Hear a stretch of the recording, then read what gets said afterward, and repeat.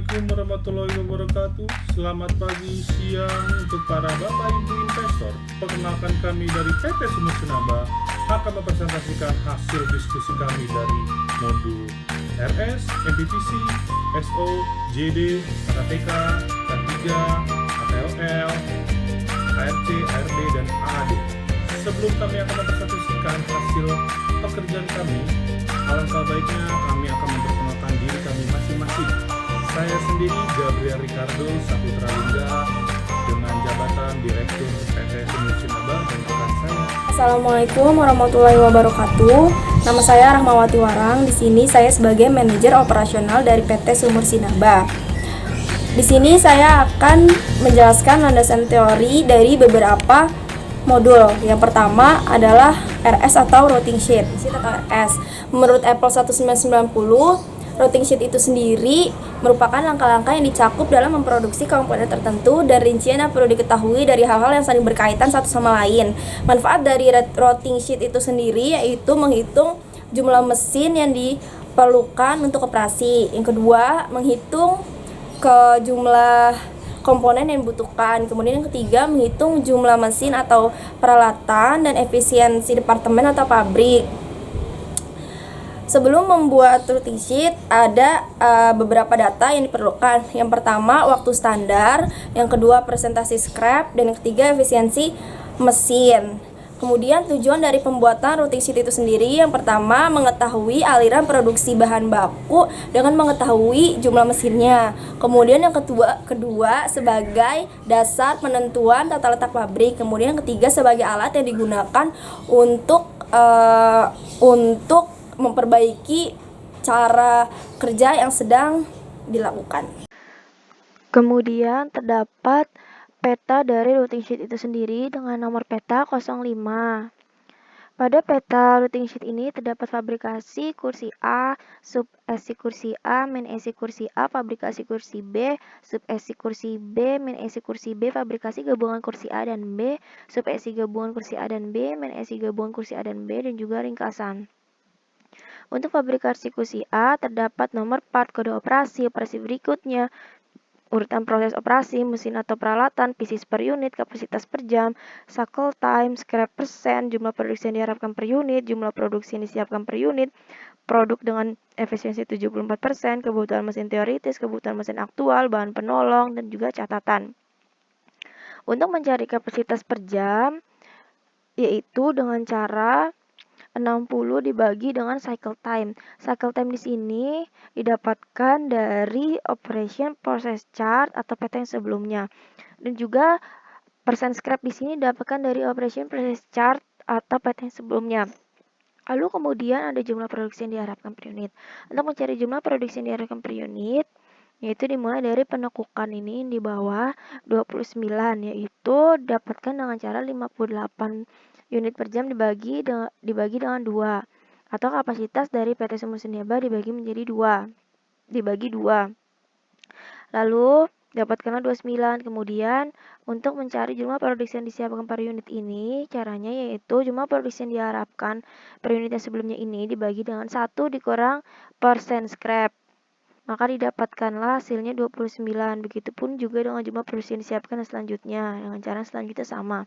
Lalu produk dengan efisiensi 74% didapatkan dengan cara jumlah produksi yang disiapkan per unit dibagi dengan efisiensi dari PT Sumur Sinaba, yaitu 74%, didapatkan hasilnya. Maka seterusnya seperti itu. Lalu kemudian ada kebutuhan mesin teoritis. Untuk mencari kebutuhan mesin teoritis yaitu adalah produk dengan efisiensi 74% ini dibagi dengan kapasitas per jam, maka didapatkan hasil segini, 0,337. Kemudian untuk mencari kebutuhan mesin aktual, yaitu pembulatan ke atas dari kebutuhan mesin teoritis. Di sini kebutuhan mesin teoritisnya 0,337, maka kebutuhan mesin aktualnya adalah 1, begitupun dengan selanjutnya.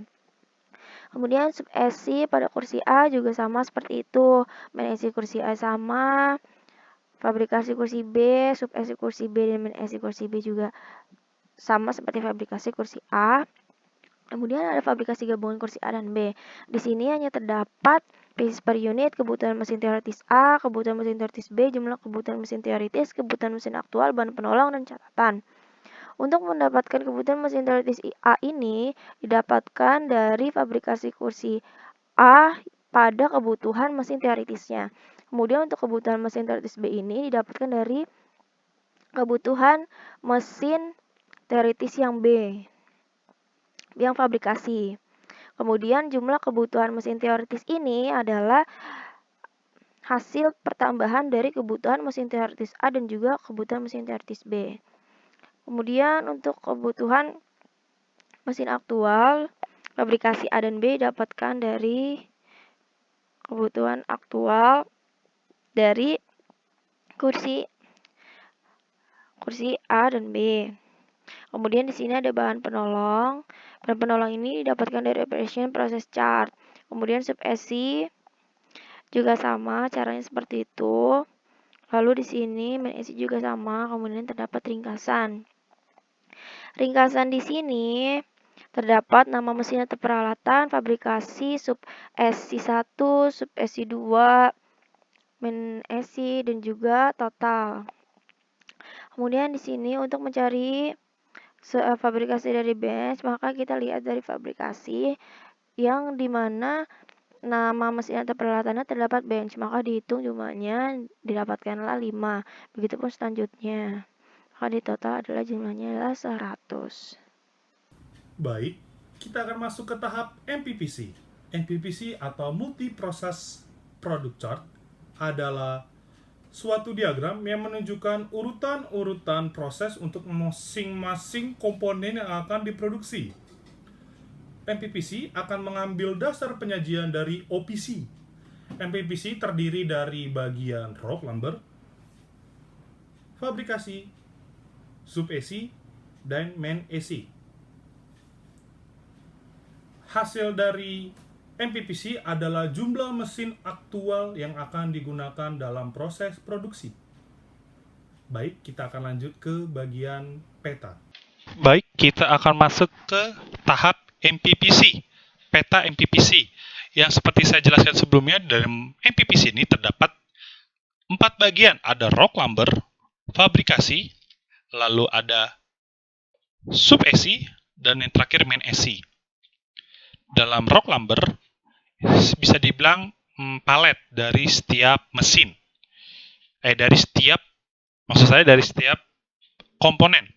Lalu masuk ke bagian fabrikasi. Dalam fabrikasi tertera juga tools atau mesin yang akan dipakai dalam produksi kursi mobil R3. Seperti berikut di sini kita lihat. Ada meteran, mesin potong, mesin stamping 100T pertama, mesin stamping 100T yang kedua, dan mesin stamping 100T yang ketiga. Dan ada juga visual control, ada mesin foam cutting, amplas, bench, dan lain-lain. Pada bagian sub AC terdapat mesin las dan gerinda tangan. Pada sub AC 2 terdapat mesin jahit, tools, bench. Dan yang terakhir ada main AC, terdapat tools, bench operation, dan warehouse. Dan di sini tertera juga jumlah ringkasan pada MPPC PT Sumber Sinaba terdiri dari fabrikasi 52, sub AC 4, sub AC 2 31, dan main AC 13. Dan total dari semua jumlah mesin yang akan digunakan dalam PT Sumber Sinaba berjumlah 100 mesin. Kemudian yang selanjutnya yaitu struktur organisasi atau SO. Struktur organisasi adalah suatu kerangka atau susunan perwujudan pola tetap hubungan antara fungsi-fungsi, posisi-posisi, bagian-bagian maupun orang-orang yang menunjukkan kedudukan tugas, wewenang, dan tanggung jawab yang berbeda-beda dalam suatu organisasi. Fungsi dan tugas lain dari struktur organisasi itu sendiri yaitu kejelasan kedudukan, kejelasan tanggung jawab, dan kejelasan uraian tugas. Lalu kemudian di sini ada peta dari struktur organisasi itu sendiri dengan nomor peta 07. Di sini struktur organisasi dari PT kita dimulai di paling atas itu dengan direktur. Setelah direktur ada sekretaris, kemudian ada penelitian dan pengembangan. Lalu setelah itu turun kepala divisi dari marketing, kepala divisi produksi, kepala divisi keuangan, Kepala Divisi Personalia dan Administrasi Umum, kemudian ada Kepala Divisi HSE. Dari Kepala Divisi Marketing itu turun Kepala Departemen Marketing, kemudian sampai staf marketing. Setelah itu ada Kepala Divisi Produksi tadi, itu dia turun lagi, dibagi menjadi Kepala Departemen Produksi, Kepala Departemen Maintenance dan Quality Control, Kepala Departemen Perencanaan Produksi, Kepala Departemen Persediaan Bahan Baku, Kepala Departemen Pergudangan. Untuk Kepala Departemen Produksi, dia turun lagi, ada Supervisor Fabrikasi, Foreman Fabrikasi, Group Leader Fabrikasi, dan juga Operator Fabrikasi. Setelah itu ada Supervisor Sub-SI, Foreman Sub-SI, Group Leader Sub-SI, Operator Sub-SI. Lalu ada Supervisor Main SI, Foreman Main SI, Group Leader Main SI, Operator Main SI. Kemudian setelah itu ada Kepala Departemen Maintenance dan Quality Control. Itu dibagi lagi menjadi ada bagian Supervisor Maintenance, kemudian Staff Maintenance, setelah itu ada Supervisor Quality Control dan juga Staff Quality Control. Setelah itu Kepala Departemen Perencanaan Produksi dibagi menjadi Supervisor Perencanaan Produksi dan juga Staff Perencanaan Produksi. Setelah itu Kepala Departemen Persediaan Bahan Baku dibagi lagi menjadi Supervisor Persediaan Bahan Baku dan juga Staff Persediaan Bahan Baku.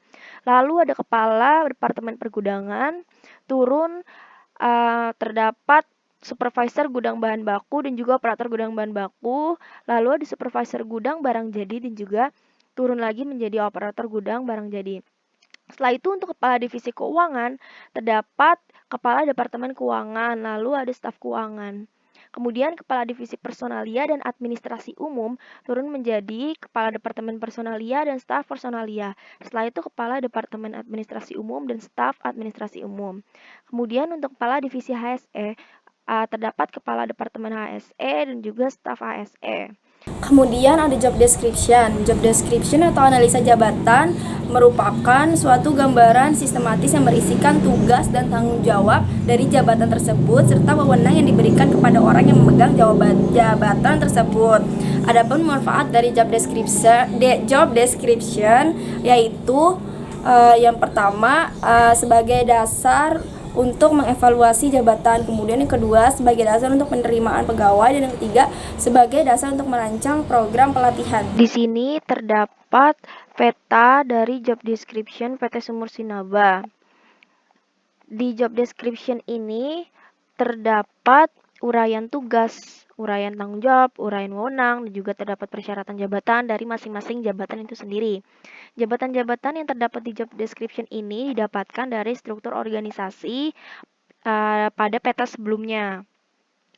Jadi di sini itu terdapat penjelasan tentang tugasnya, tanggung jawabnya, wewenangnya, dan persyaratan jabatannya dari masing-masing jabatan yang sudah tertera pada struktur organisasi yang sebelumnya.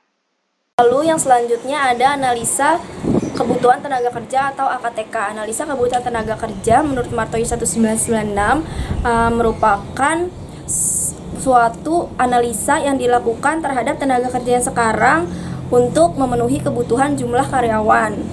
Dalam suatu perusahaan terdapat dua bagian tenaga kerja. Yang pertama, tenaga kerja langsung, dan yang kedua, tenaga kerja tidak langsung. Tenaga kerja langsung yaitu tenaga kerja yang bekerja langsung dalam suatu proses produksi, contohnya operator. Sedangkan tenaga kerja tidak langsung adalah tenaga kerja yang bekerja tidak langsung dalam suatu proses produksi, namun hanya bekerja dalam produktivitas perusahaan, contohnya direktur, sekretaris, dan lain-lain. Lalu kemudian ada peta dari analisis kebutuhan tenaga kerja pada PT Sumur Sinaba dengan kapasitas 58 unit per jam dan efisiensi 74%. Di sini, di peta ini terdapat analisis kebutuhan tenaga kerja, mulai dari direktur sampai dengan jabatan terakhir. Diketahui jumlah tenaga kerjanya. Lalu kemudian, di terakhir ini terdapat ringkasan. Dapat disimpulkan bahwa total foreman untuk PT Sumur Sinaba ini berjumlah 6 pekerja. Kemudian tenaga kerja langsungnya 102 pekerja, tenaga kerja tidak langsungnya 47 pekerja, dan total tenaga kerjanya 149 pekerja. Kemudian yang selanjutnya ada K3 atau Kesehatan dan Keselamatan Kerja. Menurut Omnibus 18.001 tahun 2007, kesehatan dan keselamatan kerja merupakan kondisi atau faktor yang yang mempengaruhi atau akan mempengaruhi kesehatan dan keselamatan pekerja, termasuk pekerja kontrak atau kontraktor dan juga tamu atau orang lain yang berada di tempat kerja. Menurut Undang-Undang Nomor 1 Tahun 1970 terdapat 3 tujuan dari K3. Yang pertama, melindungi para pekerja atas hak keselamatannya. Kemudian yang kedua, menjamin keselamatan orang lain yang berada di tempat kerja. Kemudian yang ketiga, sumber produksi digunakan dan dipelihara secara aman dan efisien. Lalu di sini ada peta dari K3, kesehatan dan keselamatan kerja. Di sini ada alat pelindung diri untuk mesin bench operation, mesin potong, mesin bending, mesin stamping 100T1, mesin stamping 100T2, mesin stamping 100T3 sampai measuring cutter. Kemudian di sini juga ada simbol rambu keselamatan dan kesehatan kerja. Pertama ada rambu bahan berbahaya dan beracun atau B3, dapat dilihat. Kemudian yang kedua ada rambu warna merah yang menunjukkan untuk larangan, mulai dari dilarang meminum, dilarang mematikan, sampai dilarang memegang dengan tangan dan juga bukan jalan keluar. Kemudian ada yang ketiga itu rambu warna kuning yang menunjukkan peringatan atau waspada. Seperti contohnya di sini bahan beracun, bahan yang mudah terbakar, peringatan tegangan tinggi, dan seterusnya. Lalu yang keempat ini ada rambu yang berwarna biru ini menunjukkan wajib ditaati. Contohnya wajib pakai masker, wajib pakai kacamata, wajib pakai penutup telinga, dan seterusnya. Lalu kemudian di sini ada rambu warna hijau yang menunjukkan zona aman atau pertolongan. Contohnya seperti pintu geser, tempat himpunan atau berkumpul, pertolongan pertama, dan seterusnya. Baik, kita akan masuk ke tahap AKLL. AKLL atau analisis kebutuhan luas lantai merupakan perencanaan kebutuhan luas lantai yang bertujuan untuk mengetahui luas lantai yang dibutuhkan pada setiap fasilitas-fasilitas yang akan didirikan. Lalu AKLL juga memiliki tujuan, yaitu yang pertama, untuk mengetahui dan menentukan besar atau luas ruangan yang akan dibuat untuk tiap personel. Kemudian ada untuk mengetahui luas total yang dibuat dan menentukan besarnya lahan yang akan dibeli dalam mendirikan bangunan. Kemudian ada untuk menentukan luas dan volume yang akan diperkirakan baik untuk pabrik maupun kantor. Yang terakhir, untuk memudahkan dalam proses tata letak dan meminimumkan ruangan-ruangan yang tidak terpakai serta untuk menjamin kebutuhan akan ruangan yang optimal. Pada AKLL, menyusun ruangan-ruangan yang akan dibuat secara sistematis dengan berpedoman dari routing sheet, SO, AKTK, dan MPPC. AKLL, kita akan menentukan luas lantai produksi, luas lantai receiving, luas lantai shipping, luas lantai warehouse, luas lantai pelayanan produksi, luas lantai pelayanan pabrik dan atau kantor, lalu luas lantai pelayanan personil di pabrik, dan luas lantai pelayanan personil di kantor, dan yang terakhir luas lantai kantor. Lanjut kita akan masuk ke AKLL. Yang pertama ada dari luas lantai produksi yang terdiri dari fabrikasi, sub-EC, sub-EC 2, dan main EC. Luas lantai bahan baku utama yang bisa lihat seperti di sini. Dia terdiri dari bahan-bahan seperti cushion frame, brackets, bisa dibilang bagian dari seluruh komponen dalam suatu produk. Lanjut ke luas lantai bahan baku penolong yang terdiri dari ada kawat las, benang, lem, baut 15 mm, baut 12 mm, dan mur 10 meter, dan seperti yang terdapat pada sini. Dan terdapat juga plastic wrapping. Dan lanjut, di sini ada bagian plastic wrapping. Kemudian ada FSPS atau Floor Space of Production Service yang terdiri dari seperti berikut. Ada Floor Space of Office Service yang bisa dibilang ini adalah ruangan-ruangan di setiap divisi dalam suatu pabrik, terdiri dari 2 lantai. Kemudian ada FSGS atau Floor Space General Service yang terdiri dari ada pos keamanan, kantin sehat, masjid, dan sebagai berikut. Ada Floor Space of Personnel Service at Office atau layanan servis untuk personel di bagian kantor yang terdiri ada 2 lantai, ada toilet, ada ruang arsip, ada pantry atau dapur, dan dapur kantor, resepsionis, dan yang lain-lain seperti berikut. Kemudian kita masuk ke tahap yang terakhir, ada FSP SAF, Floor Space Personnel Service at the Factory, layanan personil pada pabrik yang terdiri seperti berikut, ada ruang ganti dan loker pria dan wanita, toilet pria dan toilet wanita. Yang kemudian ada di sini bagian ringkasan. Bagian ringkasan merupakan hasil dari seluruh bagian-bagian yang tadi kita telah hitung dan diakumulasikan lalu menghasilkan jumlah total luas dari kebutuhan luas lantai PT Sumur Sinaba. Baik, kita akan masuk ke tahap ARC. ARC atau Activity Relationship Chart merupakan teknik yang ideal untuk merencanakan keterkaitan suatu kelompok yang berkaitan. Dalam ARC juga akan terdapat derajat kedekatan yang terdiri dari A, E, I, O, U, dan X. A itu absolute, E itu especially important, I itu important, dan O itu ordinary, U itu unimportant, dan X itu tidak keterkaitan.